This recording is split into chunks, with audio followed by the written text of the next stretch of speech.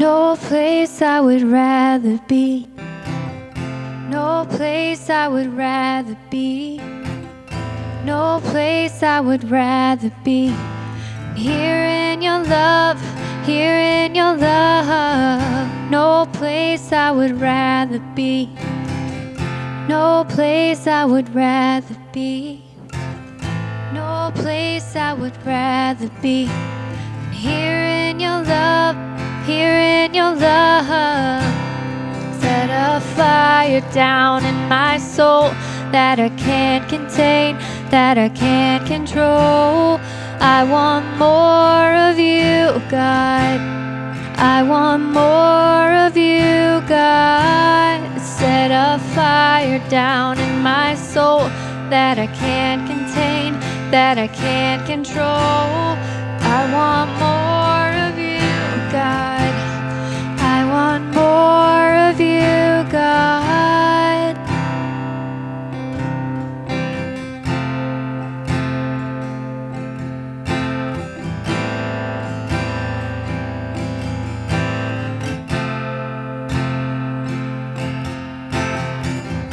No place I would rather be. No place I would rather be. No place I would rather be. Here in your love, here in your love. No place I would rather be. No place I would rather be. No place I would rather be. Here in your love, here in your love. Set a fire down in my soul that I can't contain, that I can't control. I want more of you, God. I want more of you, God. Set a fire down in my soul that I can't contain, that I can't control. I want more of you, God. I want more, I want more, I want more, I want more, I want more, I want more, I want more of you. Pour it out. I want more, I want more, I want more, I want more, I want more, I want more of you. Pour it out.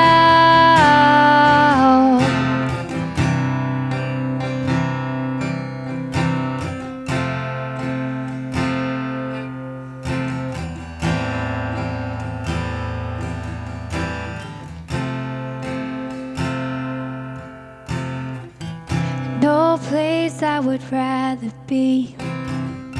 No place I would rather be. No place I would rather be. And here in your love, here in your love. Set a fire down in my soul that I can't contain, that I can't control. I want more of you, God. I want more of you, God.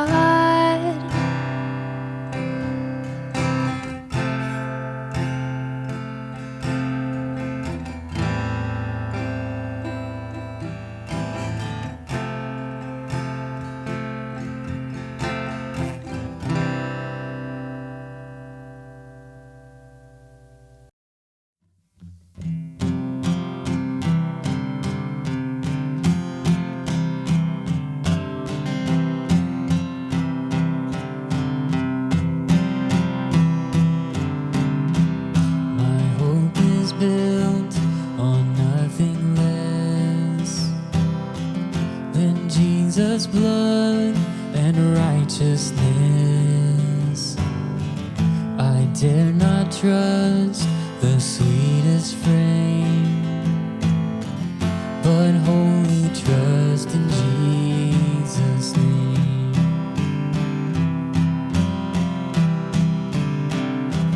My hope is built on nothing less than Jesus' blood and righteousness. dare not trust the sweetest frame, but wholly trust in Jesus' name. Christ alone, cornerstone, weak made strong in the Savior's love. Through the storm, He is Lord, Lord of all.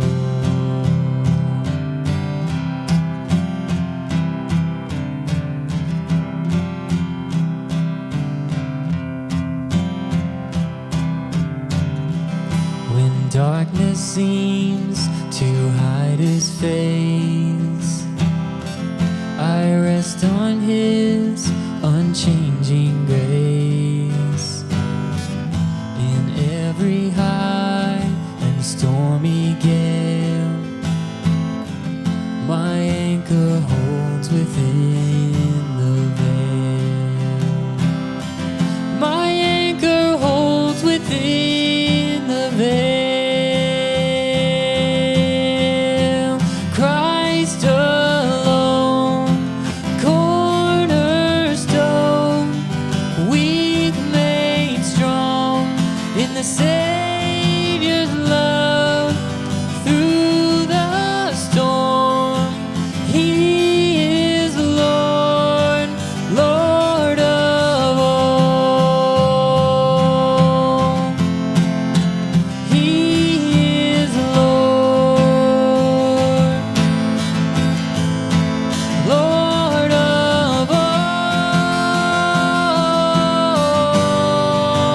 Christ alone, cornerstone, weak made strong in the Savior's love. Through the storm, He is Lord, Lord of all.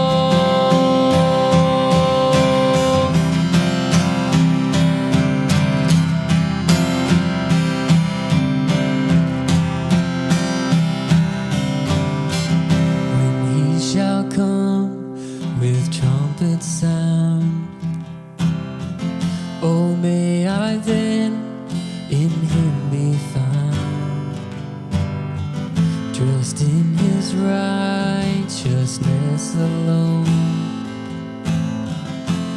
faultless stand before the throne. Christ alone, cornerstone, weak made strong in the Savior's love. Through the storm, He is Lord, Lord of all.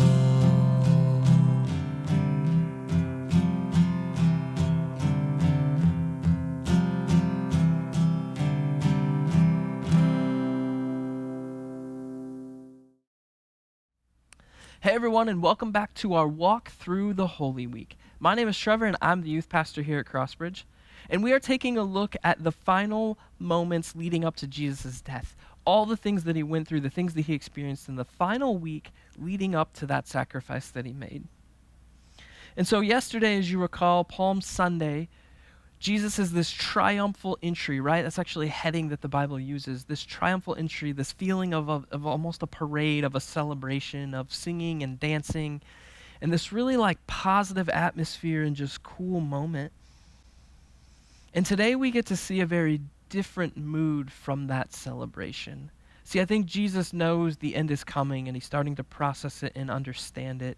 You know, we know that in the garden, He knows what's about to happen. And so we're just a few days before that, a few days before He gets on the cross to be our sacrifice. And He's got to be thinking about and experiencing just a lot of different emotions during this time. And it got me thinking about in my own life, if I take a second to stop and really think, what would I want to do with the final week of my life? You know, I start to think about places maybe I would want to see, or specific people I would want to make sure I spent time with, or just different experiences I would want to have. And it all really revolves around me and what I would want. And it's interesting because as we're about to read a couple stories here from Jesus, he thinks very differently than I think you and I would think about the final moments that we have here on earth. And so we're going to pick up the story today out of Luke chapter 19. Again, remember this is right after his triumphal entry, this big celebration. And so in Luke chapter 19, verse 41, it says this, "But as he came closer to Jerusalem, he saw the city ahead. He began to weep. How I wish today that you of all people would understand the way to peace. But now it is too late, and peace is hidden from your eyes. Before long, your enemies will build ramparts against your walls and encircle you and close in on you from every side. They will crush you into the ground and your children with you. Your enemies will not leave a single stone in place because you did not recognize it when God visited you." See, it tells us here that Jesus is weeping and he's like crying out to the city of Jerusalem. He used this phrase that, "How I wish today you understood the way to peace." But then he said, "Peace is hidden from your eyes." And the very final phrase that he gives is "you did not recognize it when God visited you."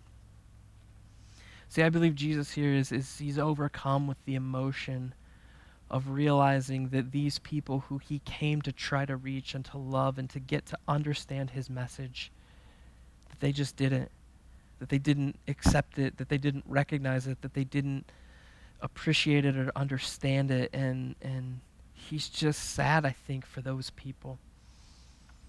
Again, Jesus here in the final moments of his life, the final few days, he is only thinking about other people.